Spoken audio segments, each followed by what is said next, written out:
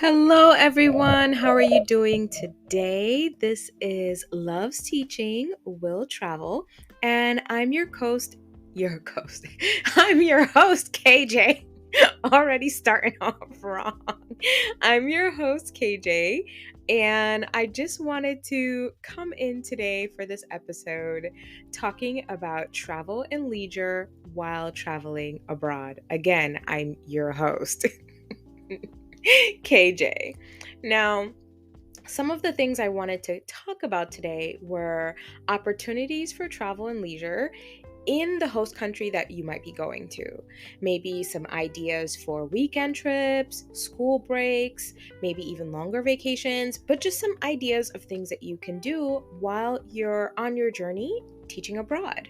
Now, something I really wanted to make note of was the fact that teachers get a lot more breaks in other countries than we do here in the US. So, although we have Thanksgiving, like I'm not even going to call that Thanksgiving break because you get like what, 2 days. So, although we have a fairly short Thanksgiving break coming up and we have Christmas break coming up, ultimately, we don't have a large chunk of time where we can say, okay, we have a week off this month, so we're gonna, take a little mini trip or take a break. We don't have those opportunities. So, this is something that I want you to consider when thinking about teaching abroad, the amount of breaks that you are going to get. And I mean, well-deserved breaks. Like teachers work really, really hard, education professionals work really hard. And so being able to have those little mini breaks not only help with your mental health, but they also help for you to get a physical break as well.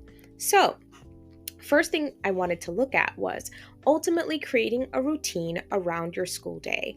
Start small, guys. Take small mini breaks. Go outside, limit your screen time, i.e., social media. Try your best to take little breaks throughout the day. When you get off work, try to do something like taking a walk outside, getting some fresh air, because this helps you to stay in a positive state of mind and you can work around your school day rather than just having that built up feeling of, oh my gosh, I can't wait till the weekend gets here, and then you still have a lot of running around to do. So start taking little mini breaks throughout your day in order to just help build a sense of calm, a sense of routine that will help you as you just get acclimated to your new space, get acclimated to your new teaching environment, the people that you're around, the community that you're in. And this will help you to stay grounded and just take that little mental health pause that you might need adjusting to your new life, right? Something else I wanted you to consider is save your money. Save your money.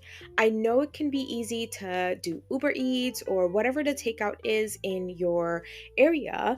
It could be really easy to just say, you know what, I'm not cooking tonight. I'm just going to do a little quick order. And this adds up. Try your best to save your money on those big pleasure items, right?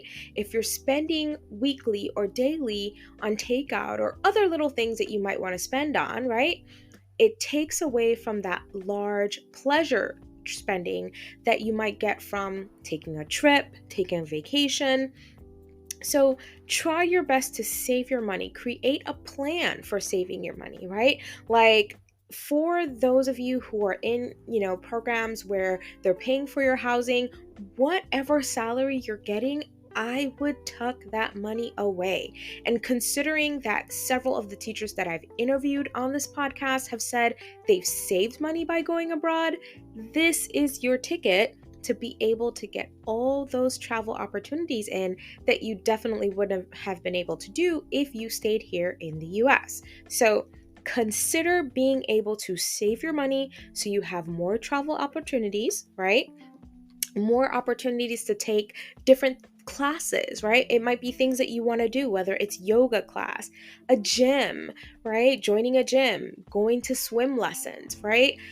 If this is your way of getting all those awesome things done that you want to do, I suggest that you try to budget around your finances, make sure that you're saving and putting money away for emergencies in case you have to go back home, but also make sure that you're saving your money for those awesome things that you want to do, like signing up for a cooking class or a gym or a yoga or something else, really, really fun that you want to do.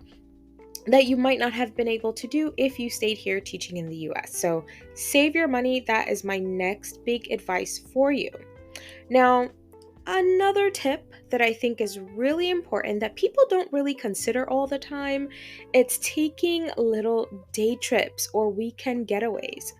I can definitely say one of my favorite things to do when I travel, not only is it really fun for me to hang out in the destination that I've decided to visit, but taking little day trips, whether it's outside of the city, whether it's to several cities that are maybe a train ride away, but taking a little day trip and a little weekend getaway can just be what the doctor ordered. It can get you back into a different mental space. You're learning something new, you're connecting with new people. Take advantage of all the opportunities in your new location because unlike, some of our transportation modes that we have here, transportation is very accessible in certain countries and you can get to where you're going by plane, perhaps a cheap flight. Take advantage of this and do some little day trips or some weekend trips just to get you in a certain mood, feeling like, okay, I'm taking a little break here, and you're not just building up for that next break that you're gonna have, or I've got to wait, another month before I can take a week trip. Take little trips and take advantage of that. Now, something else I want you to consider is traveling through the low season. Now, considering that when you are abroad and you're teaching, if there is a school break, guess what? Everyone else is on break too, right? Kids are going to be on break. Parents might want to take break. So it is in your best interest to try to plan around that. If there are trips that you want to take, try to plan on taking those trips during low season, going when people least expect it, right? Doing your research to see, okay, when is it going to be the busiest time of year to go to a certain place?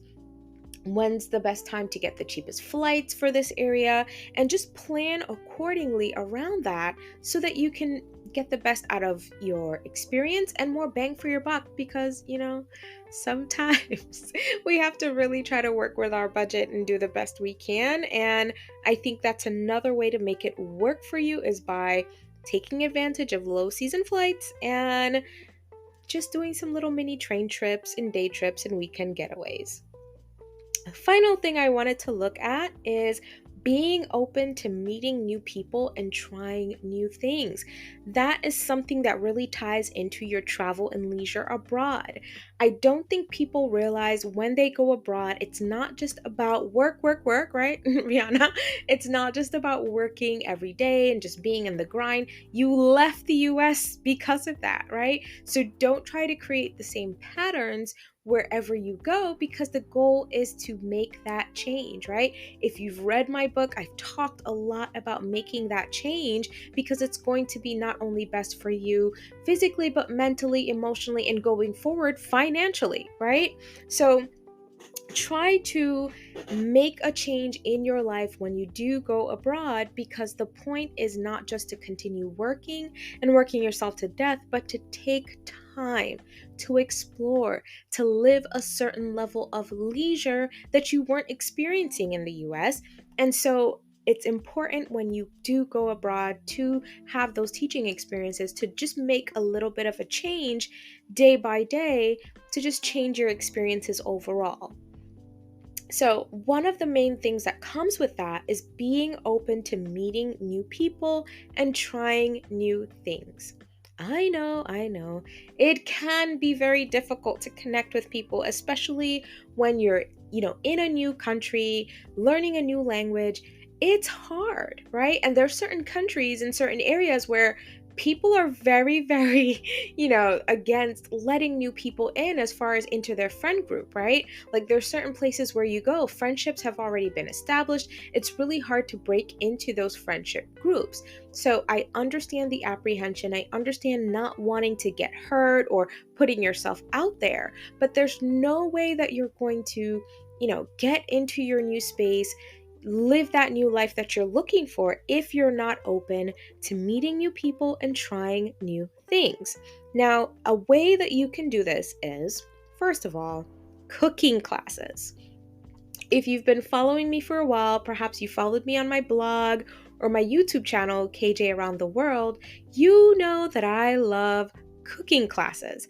I am always on the lookout for a cooking class wherever I travel to, from Italy to Spain, wherever it is.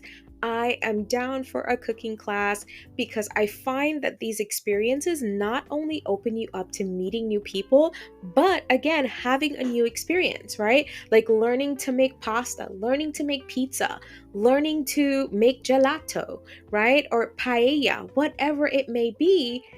It's a great way for you to learn a new skill and something that you can bring home with you. One of the things that I love doing when I take cooking classes is taking the recipes home with me and doing them here, right? I think it's a great way to try new food. Maybe you can spice things up a little bit.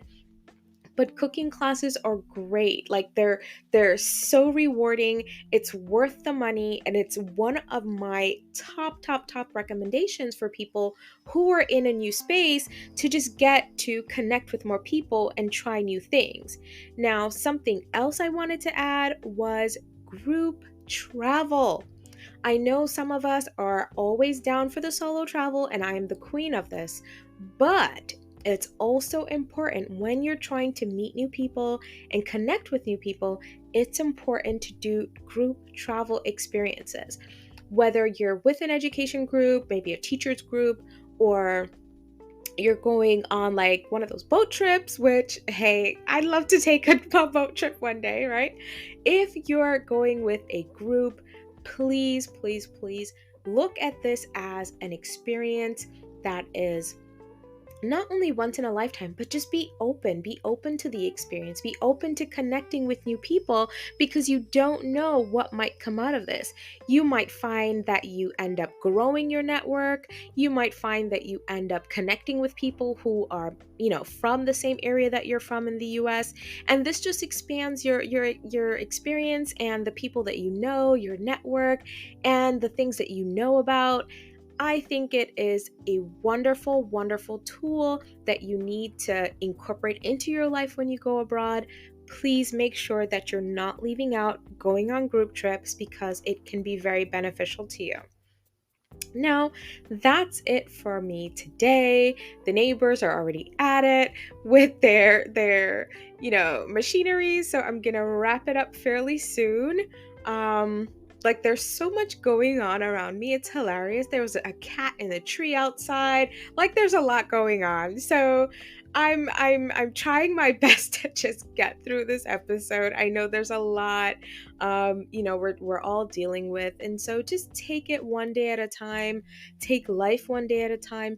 Try your best to just stay grounded and look for the things that work for you and the things that make you happy, and always start by looking within. Start by thinking about the things that you want and where you want to be. How do you want to get there? And just take it one step at a time, one day at a time. So this is it for me. If you are interested in learning about some of the items I mentioned in the episode today, please send me a comment, reach out to me. I believe you can make audio comments now into the podcast, but just connect with me on Instagram at Always Travel Light. Well, always _travel _light.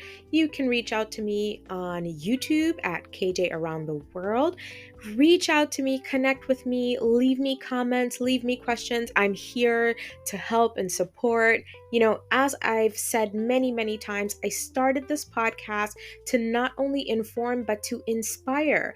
And it is my goal to take this podcast to as many educators as possible, to as many women as possible, so that they feel empowered and feel that they can do all the things that they set out to do, because we're not in this alone. We're in this together, and I'm hoping to help you get to where you want to be.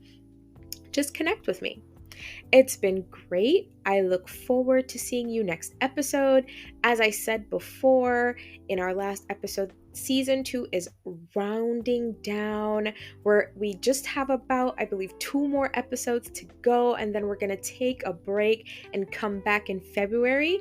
I hope that you decide to join us in February for season 3. I'll continue to remind you, of the upcoming dates, and hopefully I'll see you next time. Bye.